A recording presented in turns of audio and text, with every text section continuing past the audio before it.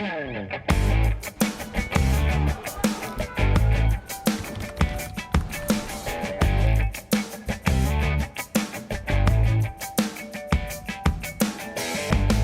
programa de hoje, vamos conversar com o senador pelo PT do estado do Rio Grande do Norte, Jean Paul Prats. E com ele, vamos tratar de alguns temas importantes. Por que é que o preço dos combustíveis está tão disparado? Vamos falar sobre fatos e não sobre as fake news, as notícias falsas que estão circulando a respeito. Falar também sobre a crise energética, a situação das ferrovias do Brasil e vários outros projetos importantes para a estrutura do nosso país. Seja bem-vindo, senador Jean Paul Prats, ao nosso Espaço Cidadão.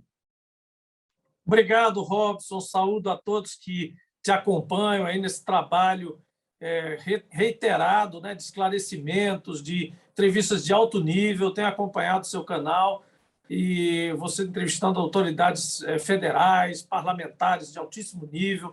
Quer dizer, você sempre fazendo um jornalismo, né, correto, né, trazendo fatos, né, inclusive versões das pessoas, mas deixando ao leitor ou ao espectador o direito, né, e até a responsabilidade de interpretar esses fatos como achar melhor, né? Mas acho muito importante esse trabalho que você está fazendo. Parabéns. Obrigado, senador. Eu gostaria de lhe perguntar inicialmente sobre um assunto que está incomodando o país inteiro, ao bolso do brasileiro, que hoje está trabalhando para pagar o combustível para ir trabalhar. Por que a gasolina, o diesel, está tão caro, senador Jean Paul Prats? Robson, existe um fator externo e um fator interno. Os dois acabam colaborando para uma tempestade perfeita, como chamam os analistas técnicos sempre, né?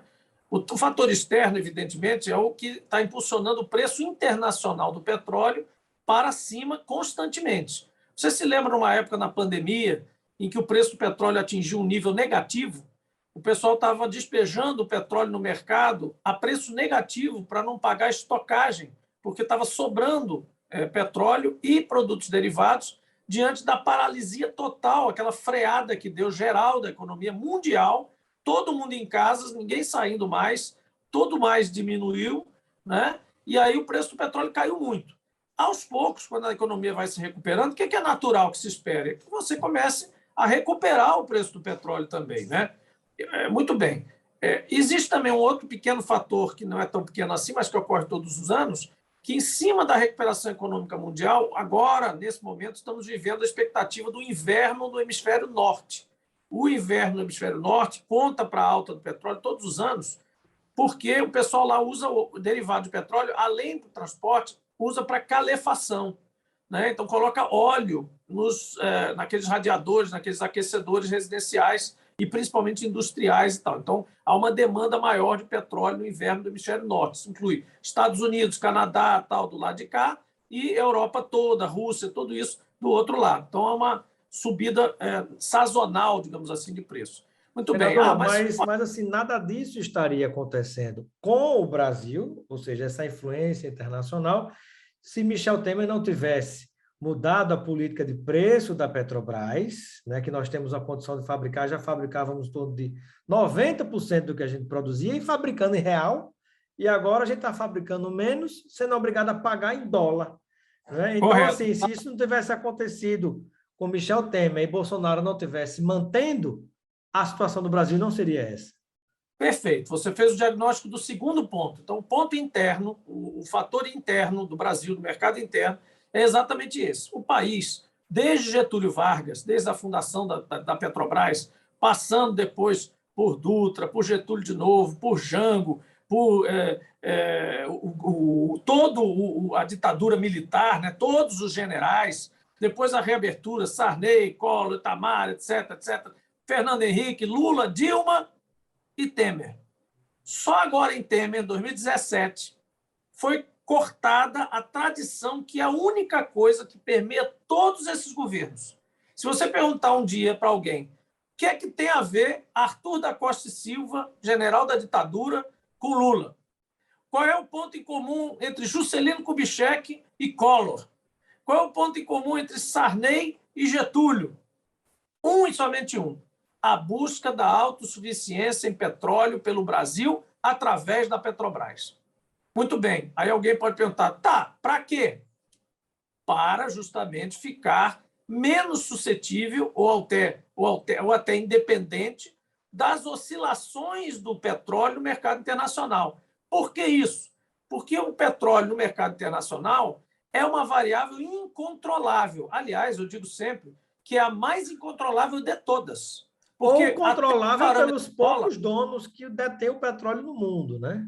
não, mas eu digo pelas nações em geral. Porque, veja, o câmbio, as nações conseguem configurar de acordo com seus bancos centrais. Dependendo da força que aquela economia tem, você consegue comprar, vender dólar e tal, você varia a sua taxa de câmbio da sua moeda.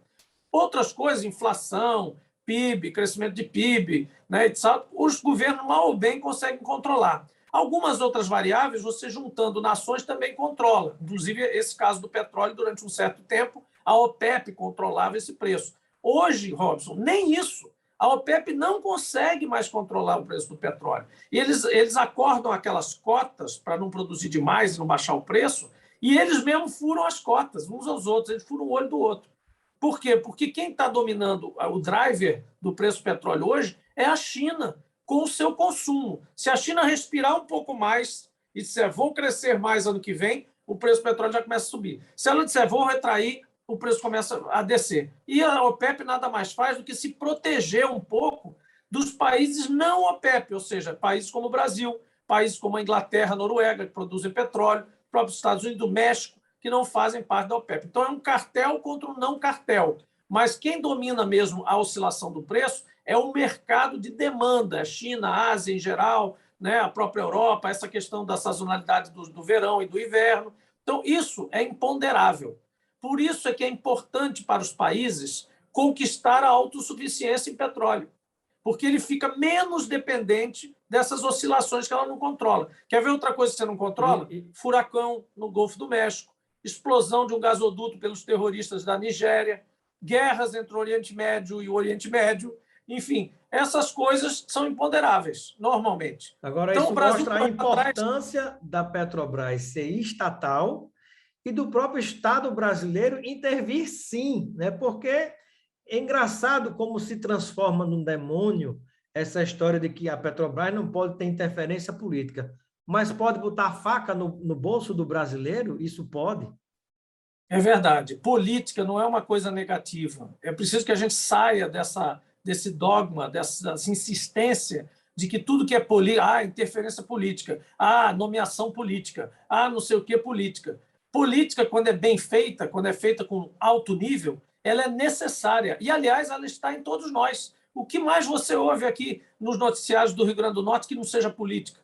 O que mais domina? Qual é a primeira página? Antigamente, quando quem ia jornal, você abria a primeira página, qual eram as primeiras sessões? Política nacional. Porque a política dirige os destinos da nação. Você vota nessas pessoas para elas dirigirem e depois você fica acompanhando os passos delas como gestores da nação. Então, política não pode ser retirada de nada. Essa coisa de vamos conversar na mesa do bar, mas vamos tirar a política da coisa, é impossível, porque todo ser humano mais ou menos está ligado à política. Mesmo como cidadão, você tem que ser um ser político, porque isso implica no seu entorno, no seu entorno. As pessoas estão no seu entorno. O dono do bar, que você está sentado na mesa discutindo futebol, ele depende da política, ele depende do alvará do prefeito, ele depende da política de segurança naquela rua, naquele bairro, da iluminação da rua, da conta de energia que ele está pagando, e tudo isso é definido pela política e pelos políticos. Então, não é feio ser político e não é feio ter ingerência política nas coisas. O que é errado é quando a ingerência política é para arrumar um apaniguado, é para colocar uma pessoa despreparada num cargo que ela não tem capacidade técnica para desenvolver ali, é para desviar recursos da saúde, da educação ou de outros contratos públicos, é para fazer negócio para si próprio, ao invés de fazer negócio para o Estado brasileiro. Agora, a Petrobras é uma empresa mista, ela tem capital misto. Então, ela é considerada uma estatal dentro das categorias das empresas, mas é uma estatal de economia mista. O governo tem domínio sobre ela, tem uma participação acionária que assegura o controle da gestão da empresa, mas sequer é um majoritário mais. Pouca gente sabe disso. Mas o governo não é mais o majoritário da Petrobras há muito tempo. tem aí em torno de seus 36% das ações totais da Petrobras. Porém, mantém o controle da gestão da empresa, né? Então, ele pode dizer, Petrobras, vai para cá, vai para ali, entra nesse segmento, sai daquele, faz isso, usa essa tancagem aqui para melhorar Pode o mudar a abastecimento. política de preços, né, que foi implementada A por política Michel de Temer, preços, né?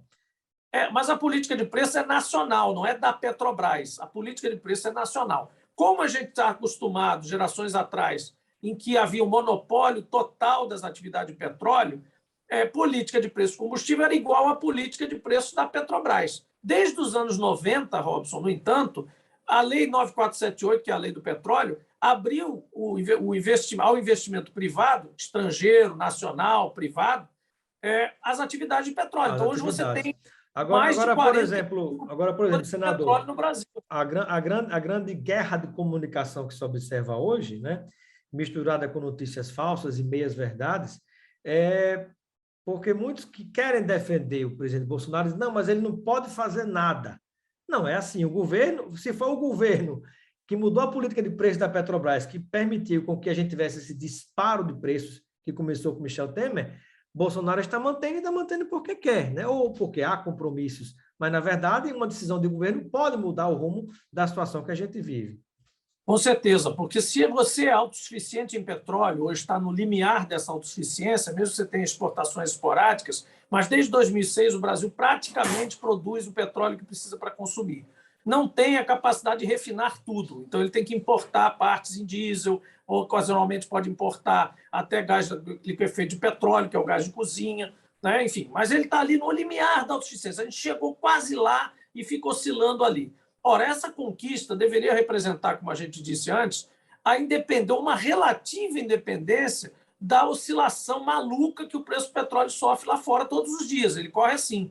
O que Temer fez com o parente foi dolarizar a economia através do preço do combustível. De lá para cá demorou o efeito, se bem que os caminhoneiros sentiram logo e fizeram logo aquela greve. Aquela greve não foi por nada, não foi contra o Temer, foi contra essa política já na época. Aí começamos uma série de ajustes para apagar, para tapar o buraco do barco. Sabe aquele desenho animado do Pica-Pau, que tem o barco aí cheio de Todo buraco, aí ele furado. começa a tampar o outro, o barco está afundando. É isso que ele está fazendo. A gente colocou uma política de preço que é cheia de furos e a gente fica tampando os furos. Então, primeiro ele agradou os caminhoneiros lá atrás, depois soltou, aí caiu um pouco o preço, que era normal, voltou, tal, e veio a pandemia, caiu muito o preço, aí o pessoal descansou, falou, deixa o preço aí, ninguém mexe nisso. Ninguém Quando mexe. começou a tendência de alta, começou vale gás para o cara não queimar lenha. Agora tem vale caminhoneiro. Daqui a pouco vai ter o vale classe média para sair de férias, porque vai reclamar que não sai de férias.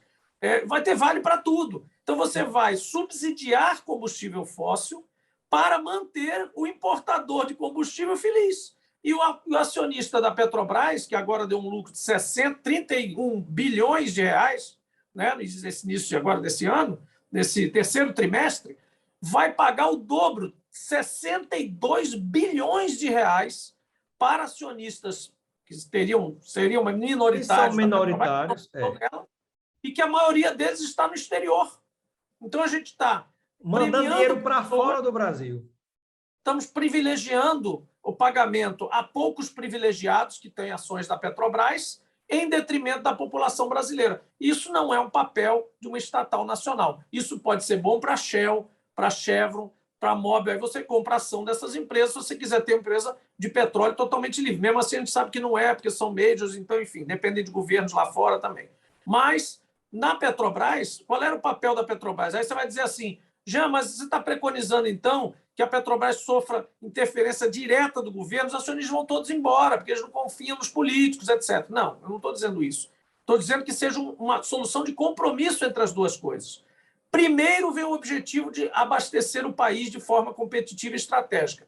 Ganhando lucro, melhor. Se o lucro for um pouquinho menor do que uma internacional livre, tudo bem também. Aí você, mas então todo mundo vai comprar a ação daquela empresa, não vai comprar dessa. Não é verdade. Porque antes de Temer, já existiam acionistas da Petrobras. E eles se contentam com uma coisa: segurança.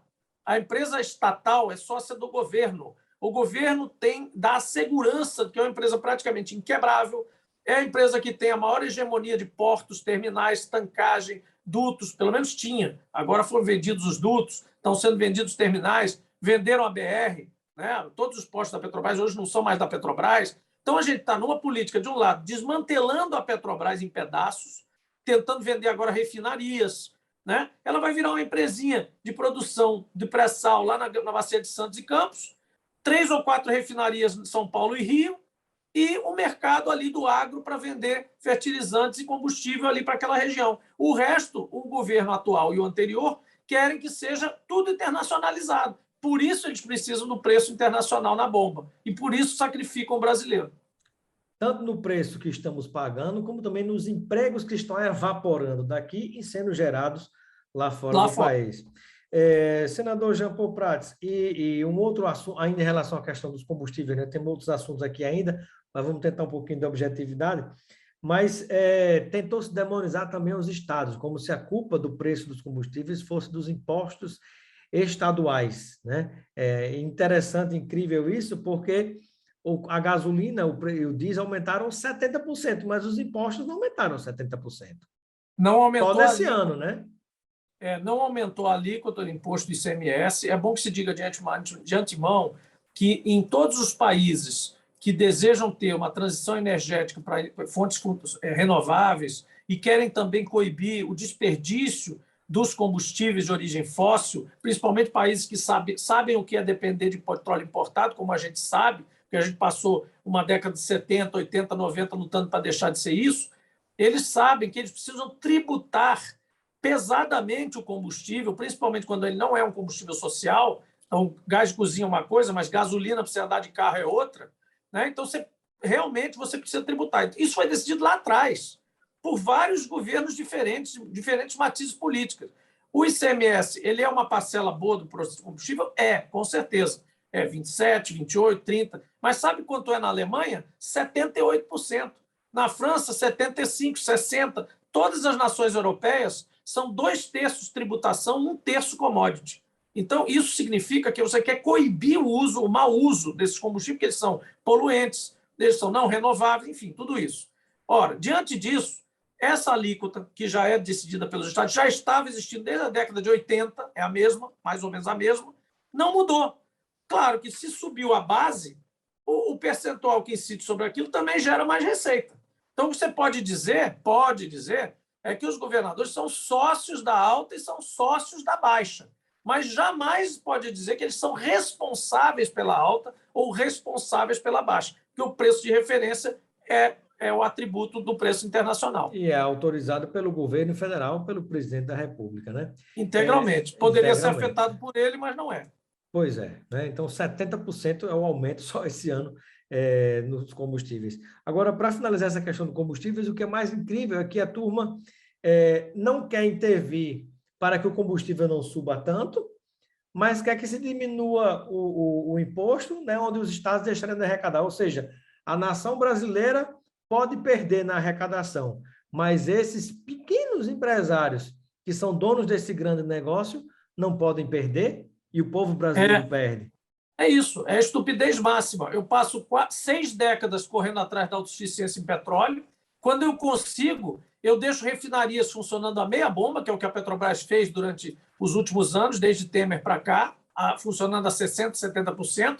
Alimento importadores de combustível, porque eu digo, não posso ficar na mão só da Petrobras. A Petrobras é monopólio, que não é mais, como eu disse, desde os anos 90, tem mais de 45 produtores de petróleo hoje no Brasil. Né? Não construíram refinarias, o capital privado não se interessou em construir novas refinarias, quer comprar as da Petrobras, estão todas bonitinhas lá, refinaria de primeira linha, tudo certinho aí, quer comprar. Construir nova não quer. Mas, não comprando, estimularam primeiro o quê? O especulador internacional de preço, que é o importador de combustível. Então, ele chega ali, está passando com um barquinho ali perto da África do Sul, diz, vou lá no Brasil vender diesel, porque o spot está bom, lá vou entrar lá. Que as refinarias do Bolsonaro estão produzindo a 60% para deixar espaço para eu entrar. Como é que ele tem que entrar? Só se tiver preço internacional na bomba. Então, mais uma vez, nós estamos deixando preço internacional para o brasileiro pagar, todo o povo brasileiro, e respectivamente de ser pobre, rico,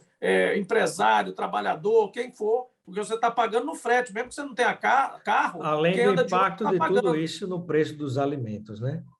Que é Exatamente. mais E, terrível. enquanto isso, o cara que está importando combustível em dólar está sendo blindado por essa política. Não pode mexer nisso. Mas também eu não entro aqui para afetar o preço internacional. Então, ele fica oscilando da mesma forma que um país importador de tudo. Uma Holanda da vida, um Japão. Então, a gente está no Japão energético. Lamentável. Vamos aqui para tentar um ping-pong para a gente explicar um pouquinho mais outras questões que, como senador da República, o senhor está se debruçando também sobre esses temas, né? Ainda vamos falar aqui sobre a questão das ferrovias no Brasil, para um país se desenvolver, está aí Estados Unidos, né? Uma matriz fundamental são as ferrovias. Vamos falar de crise energética e também sobre o edital do 5G de internet, né? O senador Jean Paul Prats, que é relator desse tema. Mas, e também titular da CPI das fake news. Vamos ver o que é que dá tempo da gente falar aqui ainda no programa de hoje. Mas vamos tentar ser objetivo. Eu pergunto, senador, em relação à crise energética, né, você que faz parte dessa comissão do apagão, né, que está sendo chamada de comissão do apagão, quais são os 3 pontos mais relevantes, objetivamente, que você pode falar a respeito? Robson, ontem eu fui escolhido como presidente dessa comissão, né? Então, é mais do que o membro mesmo titular, eu tenho a responsabilidade de presidir os trabalhos, né? As CTS são um grau abaixo da CPI. Ela não faz aquele tribunal, ela não estabelece uma espécie de tribunal, mas ela é uma comissão de investigação de causas e efeitos de algum fenômeno importante. Por exemplo, tivemos uma CTE do óleo nas praias, tivemos a CTE do acidente aéreo da Chapecoense, né? Agora temos essa CTE que é do apagão, né? Da crise hidroenergética. Eu sou o presidente, o senador Zé Aníbal, que foi secretário de Energia também em São Paulo, eu fui secretário no Rio Grande do Norte, ele foi em São Paulo, somos a dupla presidente-relator, e o vice é o senador veneziano da Paraíba, nosso estado vizinho. E nós vamos investigar por que ciclicamente a gente vem enfrentando algum tipo de crise como esse. Casualmente, coincidentemente, a última foi em 2001, 2002, quando foi implantado um regime muito parecido com esse agora, de investimento privado, desdém em relação ao papel da Eletrobras e do planejamento mais centralizado por parte do Estado brasileiro. E aí tivemos toda a questão do governo Lula e Dilma, onde você teve sim algumas crises, houve crise hídrica também, mas não houve a ameaça do apagão e do racionamento. Houve erros também, né? Na determinada época, Dilma prometeu até baixar tarifas, fez alguns compromissos lá, depois ficou imprensada entre uma crise justamente hídrica, que fez com que ela tivesse que devolver o aumento que ela tinha tirado. Vocês lembram bem disso, que ela deu um aumento, uma rebaixa das contas de luz, depois teve que dar um aumento. Mesmo assim, o aumento não chegou a quanto baixou. Então, foi assim um balanço entre um e outro. Essas crises, elas têm na origem alguns fatores importantes. Por exemplo, o uso da água. Por isso que é sempre crise hidroenergética. A maior parte da energia brasileira ainda é produzida através de hidrelétricas. Então, a gente tem que investigar, uma das coisas que a gente vai ver é como que o Brasil está usando a água. Qual é a prioridade, qual é o tipo de controle e remuneração que o recurso natural água está recebendo para gerar energia, para o agro, para as plantações, os desvios de curso de rio, as acumulações que são feitas para... você vê aqui, até no Rio Grande do Norte... E aí também os... A Lagoa do Bonfim aqui está secando. E está secando por quê? Toda cidade, Rob, você conhece o interior, você chega aí onde tem a adutora, o sistema de adutores que é alimentado pela lagoa, várias cidades do Rio Grande do Norte vivem da Lagoa do Bonfim. Se você não tiver um processo ali de cuidado com esse processo, com esses sistemas todos, você vai alegrar muita gente durante muito tempo, mas dali a 40, 50 anos a lagoa seca. E vai faltar para todo mundo, né? Senador, Imagine isso e com um detalhe importante, para Minas, para todos esses lugares que tem que gerar energia também. e com um detalhe muito importante também, que é o cuidado com a história da privatização das companhias energéticas, porque ligado a tudo isso está também o cuidado com a própria água, né? Do uso Exato. dessa água, então, assim, há que se ter muito cuidado. A Senador, ordem de uso da água, que é recomendada pelos organismos internacionais, é sempre dessedentação, ou seja, consumo humano, primeira prioridade. Segunda prioridade, criação, agricultura, pecuária, etc. E a terceira é a geração de energia. E olha que quem está falando aqui é uma pessoa do setor da energia, mas a gente tem que ter reconhecimento de que a causa ambiental está acima disso. senador, e uma palavra também em relação à questão das ferrovias, né? O que é que você pode dizer a respeito, o que é que há de novidade passando aí pelo Senado da República? Eu recebi a relatoria no início do mandato do projeto de lei 261 de autoria do senador Zé Serra. E esse projeto era bem simples, ele introduzia um regime de autorizações no sistema ferroviário, que não tinha, e eu peguei esse projeto e fiz um chamado substitutivo. Eu aproveitei para construir um marco regulatório das ferrovias.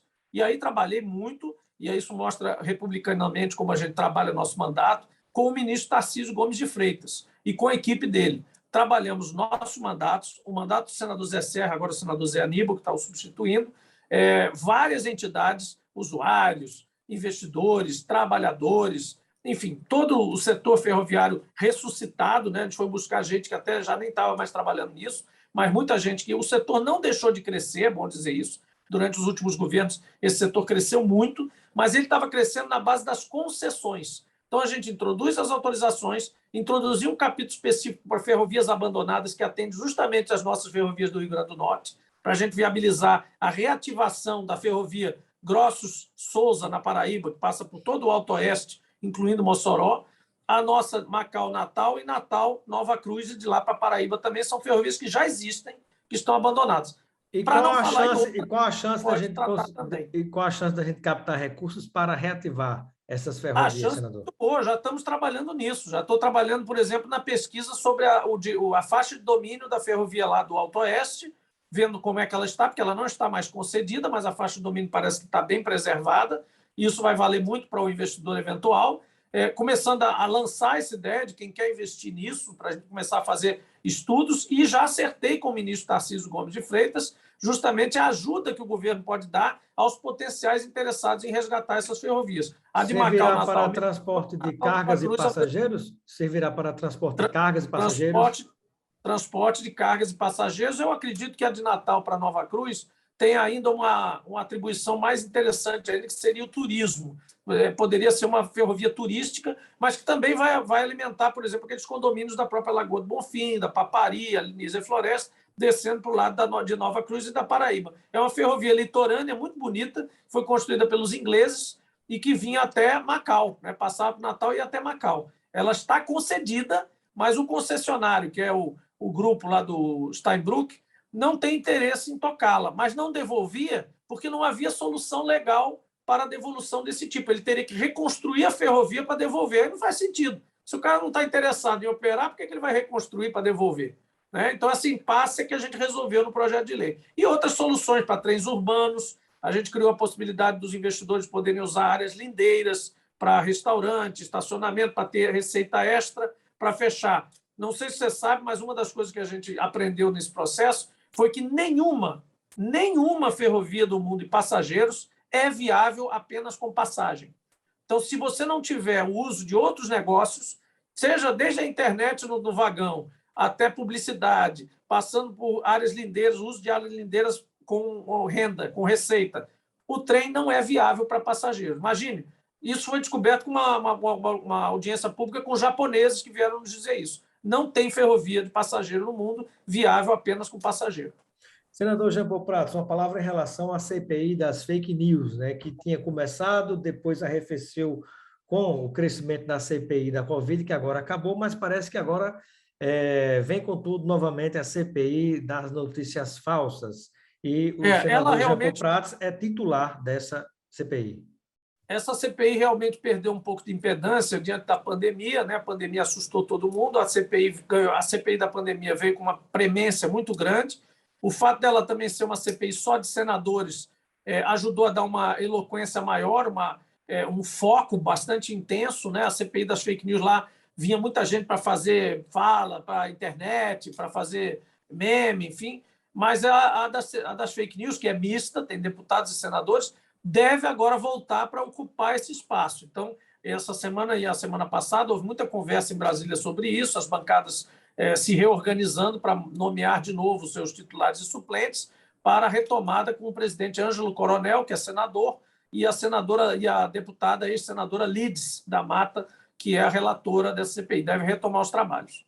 O senador Jean Paul Prats, para a gente finalizar, é o relator do edital da 5G, da internet 5G. Gostaria de saber sua expectativa em relação a esse projeto, né? Se nós temos condições de ter realmente uma internet 5G de verdade, né? Porque rumores, né? Isso é importante ser esclarecido na CPI, perdão, no edital, há rumores de que, na verdade, nós vamos pegar um monte de quincalharias de produtos obsoletos dos Estados Unidos para montar uma gambiarra do que seria uma 5G, mas não seria a 5G original, como se tem na China, por exemplo. O que é que a gente tem de informação a respeito, senador Jean Paul Prats? Em primeiro lugar, Robson, esclarecer o que é o papel do Legislativo nisso. A Comissão de Ciência e Tecnologia me nomeou como relator da fiscalização e acompanhamento do edital do 5G. O Parlamento, especialmente o Senado, tem o condão, o dever de acompanhar políticas públicas. Então, lá nessa comissão foi escolhida a política pública do 5G para esse ano e eu sou relator deste trabalho. Que consiste esse trabalho? Verificar todo o edital, todo o processo, o contexto brasileiro, né? Se o edital está apropriado, se aquilo vai ter os resultados esperados, se tem erros, direcionamentos, etc., etc. E, finalmente, evitar que que haja efeitos que a gente não quer que existam. Por exemplo, o principal que eu escolhi é a criação e aumento do chamado fosso digital, que é a desigualdade de acesso entre ricos e pobres. Então, eu não quero, por exemplo, que o Brasil viva um momento em que todo mundo fala de 5G, é carro que não tem motorista, não sei o quê, objetos que falam e são inteligentes, liga a luz sozinho na sua casa. Muito bem. Mas o importante não é esse pedaço. O importante é você conseguir ter cirurgias a longa distância para diminuir custos do SUS e atender muita gente no interiorzão aí. Então, você tem que ter estrutura em lugar que não necessariamente dá dinheiro. Esse que é o problema. O desafio é esse. Todo mundo quer botar a internet 5G em Campos do Jordão, onde os riquinhos andam de Porsche para poder andar de Porsche sem motorista, para pegar um Porsche autônomo e andar lá. Isso aproveita o que para o Brasil? Nada. O que o 5G pode contribuir para o Brasil? Uma cirurgia complexa sendo feita lá em Picos, no Piauí, com a diretriz de um cara do Albert Einstein em São Paulo, com ele manipulando e não ter diferença de sinal, porque a vantagem da 5G é a diminuição da chamada oscilação, né? latência, que eles chamam latência, que é a diferença, é aquela falhazinha que dá. Como o 5G não dá latência nenhuma, o cara está lá, quando ele pega aquela micropartícula do seu corpo, no meio de uma cirurgia, de fato, a pinça vai lá e faz no mesmo momento. Então, a mesma coisa com o carro, a mesma coisa com tudo isso. Então, o que a gente quer é que o edital e toda a política de implantação do 5G no Brasil não faça com que maior ainda fique o fosso digital. Hoje você tem lugar em Brasília, que não pega 3G, que dirá 4G, que dirá 5G. Então, você precisa ter uma equalização. E para ter equalização, o poder público tem que se fazer presente. Porque se for deixar só no privado, ele vai só aonde? Onde dá lucro.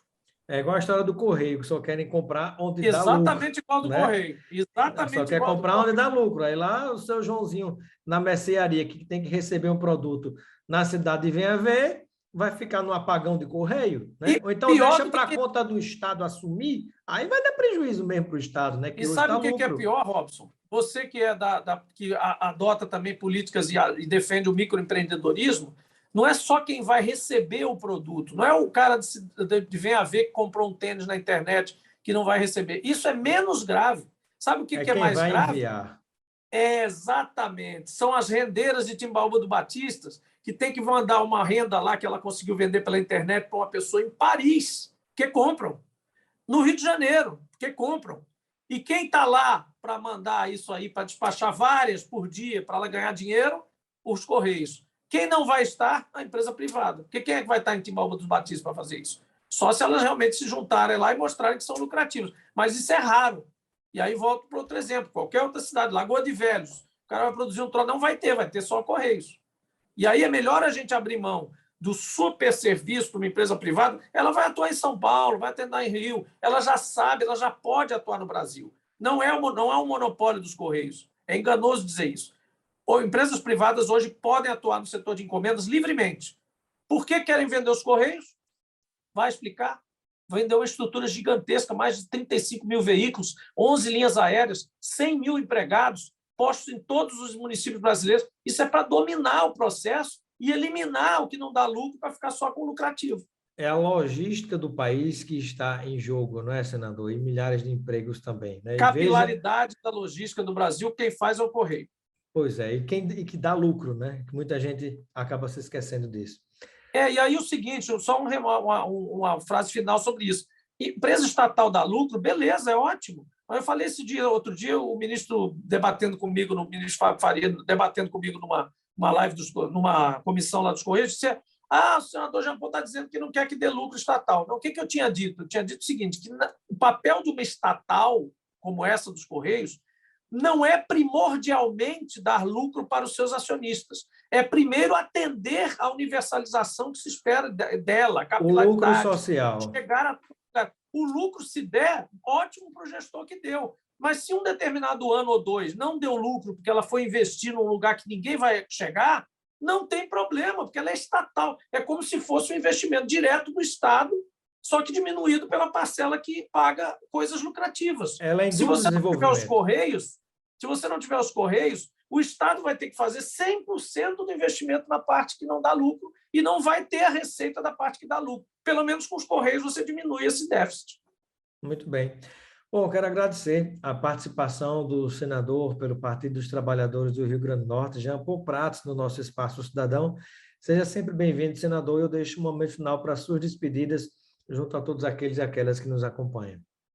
Obrigado, Robson. Bom, vocês podem ver, nós temos uma visão, evidentemente, empresarial, de mercado, absolutamente não refratária ao investimento, à liberdade de empreender, porém, o nosso país é um país complexo, ainda com muitas desigualdades, e nós não podemos prescindir, em resumo, de tudo que a gente falou aqui, não podemos prescindir de uma estatal de petróleo que faça o papel de tapar buracos aqui e acolá, de coibir diferenças do mercado de fora para dentro, quando a gente já produz petróleo. Uma Eletrobras, que está sendo agora diluído o capital também na Bolsa, que o governo vai vender o controle, que é quem faz a justa distribuição de linha de transmissão do segmento elétrico, baseia e é dona da Chesf, dona de Furnas, dona da Eletronorte, das principais empresas geradoras do país. Não podemos prescindir dos Correios, que faz um papel tão grande. Robson, lá nos Estados Unidos, o Correio Americano é estatal. O Trump quis privatizar o Correio Americano. Sabe quem foi o primeiro adversário da ideia? O Jeff Bezos, da Amazon. Ele não queria que privatizasse o Correio, porque, para ele, a Amazon, a melhor coisa é você ter pelo menos um fretezinho bem barato lá. Se o cara tiver dinheiro para pagar um frete de 48 horas, 24 horas, 2 horas, dependendo de onde estiver, ele paga mais.